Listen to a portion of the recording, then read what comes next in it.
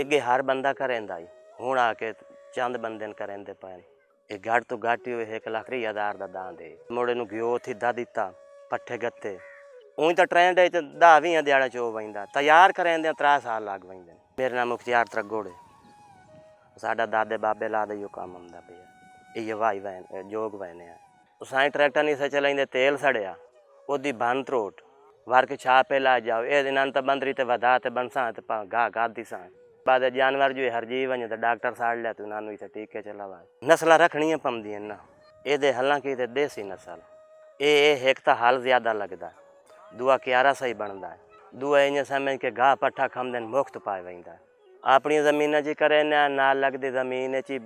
कोई पितरेर बनेजा बिरा होवे तो उन्होंने क्यारे जी करे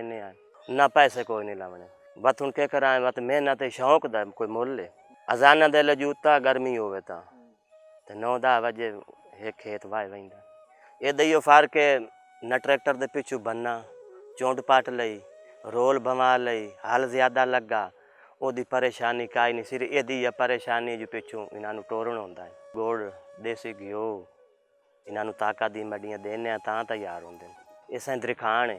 लक्कड़ लाई गई है तो उस अपने तजर्बे नाल सानू बना दिता ये तकरीबन 5-1 का सानू बना देना जेड़े उन्होंने पुराने दी औलाद वधी वही बना लई सन इनू पंजाली छडेंदे दिल जट थक पिया वाहन वाला थक पिया लादा इन्हों दम दिता चा हुक्का सिगरेट पानी पी लिया तो वत इन्हें दम ला लिया तो मुड़ टोर गया जो पिछला ही करन होंदा ना सा मुड़ अपना वो काम पूरा करके तो वत उस तो बाद इन्होंने वधा दिता हुण औलाद दा तो पता कोई नहीं तो असां तो नहीं छड्डदे इन्हों सानू तो चस है।